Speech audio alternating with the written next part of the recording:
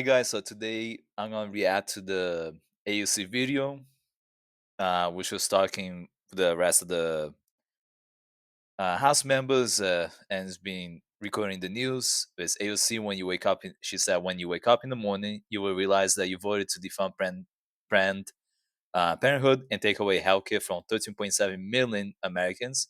And when this country wakes up, there will be consequences to pay for this. So the bill, the one big beautiful bill that Trump wanted to pass, the House passed it. I think it was by 215 votes to 214 no votes. So AOC is talking about that because they're gonna cut a lot from Medicare, Medicaid, things that help the average person.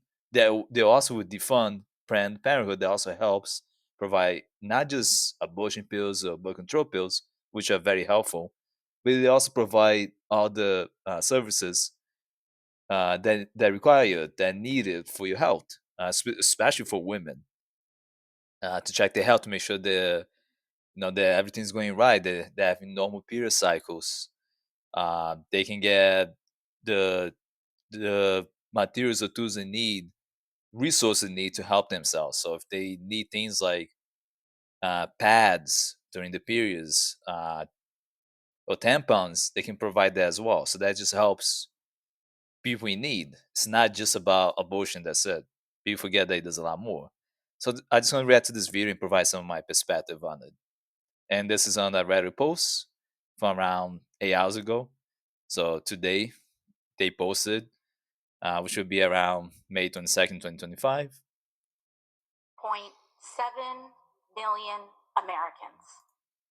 Yeah, a lot. 13.7 million Americans are the number of people in this country whose health care are going to be stripped in this bill. Now, Yeah, so that's almost 40 million people who are going to lose healthcare benefits and lose the benefits they could get from Planned Parenthood as well. Republicans are going to try to tell you every single distraction in the book from that essential number.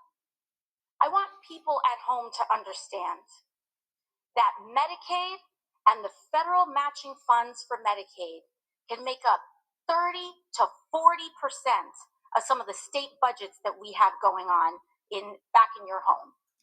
Yeah, so for people who don't understand, a lot of Republicans are gonna say a lot of BS, saying that Planned Parenthood is not good for you. They are pro-abortion and all the BS to distract you that hey, even though Trump said not to cut Medicare, Medicaid, and Social Security, we're gonna make sure to still cut something so that we can put more money in the pockets of the rich and the wealthy. So this budget literally helps put money into the pockets of the 1%, 0.5%, the multimillionaires, billionaires out there, and they're going to increase the taxes on the poorest of the poor. So the people making 30K, 15K a year are going to suffer the most. They're going to lose things they need like Medicaid to let them survive. A lot of people are going to die without Medicaid, just like a lot of people would die without Medicaid and Social Security checks. It's very important to note that. That means that Republicans don't care about you. But unfortunately, a lot of those people who are on Medicaid, who are on Social Security, disability benefits, or right Social Security checks, who are on Medicare, they vote for Republicans in a lot of cases, especially in the rural red states. They do that a lot. And they're literally voting away their benefits and rights. As much as they want to punish with their whole hatred mentality to punish the liberals and anyone who's a leftist at all, is problematic because in the end they punish themselves a lot. We know the poor whites in particular, the ones that mainly need and require SNAP programs and require welfare, Medicaid, Medicare, Social Security. A lot of times they're the ones who really rely on these things the most. So they have literally taken away the things that keep them alive and the family and friends. Republicans have put this bill together, rushed it together in a matter of hours on the back of a napkin, shaking it, walking out of the White House, and brought it right here to this floor. They are defunding Planned Parenthood. They are ending tons of Medicaid coverage for 13.7 million Americans, including Affordable Care Act coverage as well. And if you want to get an abortion, So keep in mind, Affordable Care Act is also known as Obamacare. So Republicans came up with the Obamacare terminology to distract people and for them to not understand that Obamacare Act is literally Obamacare. It was signed by Obama. A lot of people who are racist and just hate Democrats also in general think that Obamacare is shit, but Affordable Care Act is great. And then they're too uneducated to realize that they're being completely manipulated by the Republican Party to be against Obamacare, even though it's literally Affordable Care Act, and a lot of them are on the Affordable Care Act. A lot of them benefit from Affordable Care Act, allow them to have healthcare coverage they would not be able to afford otherwise. Ignorance is a problem. Education is key to not just better livelihood, to a high chance of better livelihood, but also just to avoid screwing yourself over. Because when you're educated, when you know your rights, you know your benefits, you read, what your insurance can cover, you really got a way to read these bills or use tools like AI, like I do, to summarize the bills for you. So you don't have to read 1,000 plus pages. You start understanding that, oh crap, the Republican Party is really screwing me over. I gotta stop supporting them. Why? They keep screwing me. I'm making 30K a year, 40K a year, 20K a year, and they're trying to get rid of the benefit that keeps me alive. That's what you gotta think. But these people don't really think in an educated way. A lot of them choose because they're grown ass adults. They choosing to be ignorant because if they think, hey, if I support this, it might help transgender people. I can have transgender women and men have a chance to have their transitioning services be covered by Medicaid or be covered by Medicare or allow them to continue working in the military. Even though I don't want to join the military, but they should also not be able to join because they pay for their transitioning services, even though that's less than what people in the military get and pay for to have vasectomies or to be able to have condoms and things like that. The things that people get so much for straight men in the military that cost much more than transgender people getting transitioning services. Just to have an idea that this is all part of Project 2025. And have a silver plan on a healthcare plan that you paid for, you will also be affected by this legislation as well. Also, allowing suppressors on guns to be deregulated to some of the largest amounts that we have seen since the 1930s. This is just a Christmas bill. I yield, gentlelady, 30 seconds. And so I want people to understand, for my Republican colleagues who are sure what is in and not. Yeah, AOC is really working hard like Bernie Sanders also has been doing. They're not socialists, unfortunately, but at least they're more left leaning. They're social democrats. They try. They just want things to be more regulated. Like regulate companies more, make sure we have renewable energy incentives and initiatives and be able to implement laws to expand renewable energy accessibility and improve the technology for the long term, and also focus on enhancing healthcare coverage, maybe passing, let's say a single payer program, universal healthcare based on a single payer program or single payer system where we all contribute, including the rich and the wealthy. So we don't have to rely on working for an employer to be able to have health insurance coverage. Basic things like that should be the norm, is impossible in the West right now. All because of extreme right wingers, aka the Republican Party, has taken over to the max, and they really, really hate the poor and just any other disadvantaged group. Poor women, people of color, especially black people, indigenous people, in particular, also Hispanics, pretty much all the people of color, and immigrants, especially the hardcore undocumented immigrants, anyone who's also has a physical disability, people who might be neurodivergent, people who have mental illnesses. They go after all the most vulnerable groups because they all rely heavily on government programs to survive. And to them, it's like, no, you need to work until you die. But the rich and the wealthy who work the least should get the most money and the most tax breaks. It's not fair. In this bill, in this process that has been this rushed, when you wake up in the morning, you will realize that you voted to defund Planned Parenthood and to take away health care from 13.7 million Americans. And when this country wakes up in the morning, there will be consequences to pay for this. And I yield back. The issue is, even though I would love it to, I would love to believe AOC there will be consequences. I don't think there will be.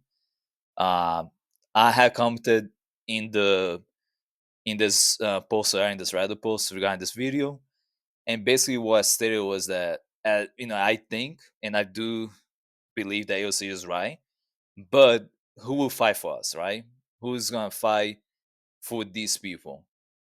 The majority of Congress, they should be in a nursing home. They shouldn't be working still 80 plus, 70 plus when they can barely stay awake during hearings. They can barely think about even reading a bill, never mind one that has thousands of pages. They don't really represent us. Almost no Congress member fights hard enough for the average American. Um, Even less for the most unfortunate citizens. So if you're someone who makes the least amount of money, you're someone who relies heavily on Medicaid, SNAP, whatever welfare programs to get by, you're the target audience for them. Republicans hate you, and they definitely get rid of those benefits as much as they can. Or at least they will dismantle the operations of it so much that it will become uh, not manageable. You will not work at all. So they do that a lot, like how Trump is doing with Department of Education. By dismantling Department of Education, it's basically good as getting rid of it completely. And that's the whole point of them. They know they cannot necessarily get rid of certain departments, but they can dismantle it, align, and damage it for decades to come so that there's not much you can do to recover. And which states rely the most on things like Department of Education, SNAP programs, welfare programs, Medicare. It's usually the red states, the rural, especially the rural areas of those red states. And unfortunately, they tend to vote Republican. So they keep screwing themselves so much, and there's not much you can do to change their minds. It's more important to focus on the 89 million people who didn't vote at all last year. They're more likely to be convinced to vote hard and to actually think about voting next time and maybe run for office in a left leaning stance than someone who is a hardcore MAGA supporter.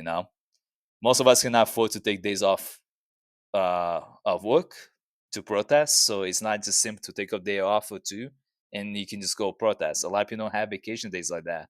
They don't have personal days that they can take off. A lot of people don't even have sick days they can use. So they have to rely, maybe if they have 1 2 days they can stay home, they're not working. If they only have to work 40 hours a week, many people work more than 40 hours a week. Even if you have one job working for 40 hours a week, many people have second jobs, part-time jobs, they work on the weekend. It's not that simple. And with our job, most of us will not have health insurance coverage. We elect people into office to represent us, which also means to fight for us. Yet, we're barely represented. Too many members of Congress are working for Trump and not for their constituents. It is hard to stop this madness when we do not have the tools to do so. And that's basically the point I was trying to make. How are you supposed to tell the average person making 15, 20, 30K a year, making minimum wage above, slightly above minimum wage, and hey, come, try to go to DC and protest, or go to the house of your Congress representative and, protest there when they can afford to do that. It's not that simple. That's the whole point of having representatives in Congress, in the House, in the Senate to do that for us. To have your mayors do that for you, to have your state legislatures do that for you, to have a governor do that for you. They represent the constituents.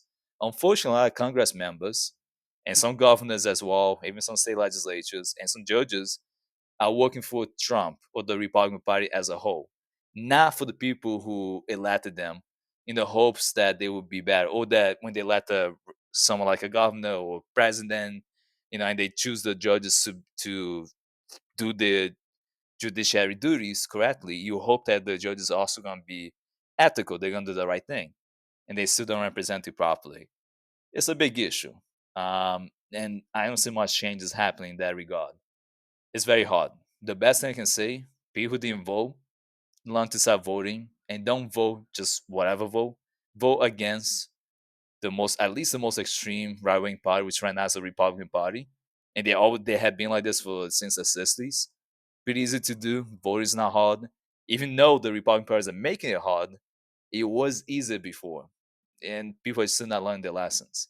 And most of those people who didn't vote last year in 2024 election, they can afford to just leave the U.S. So they're gonna suffer too because they're gonna be stuck here. So if you're gonna be stuck here anyway, work to improve the country, not to do anything. Because don't be complaining and bitching later and then surprise, surprise, you're getting screwed, but you didn't do anything to stop it. 89 million people could have prevented all this crap from happening. We wouldn't have Trump right now. Congress could have been taken over by Democrats, or at least would be decent at passing some things. We could have abortion rights. We wouldn't be destroying our relationship with Canada, Mexico, and other allies, including NATO allies.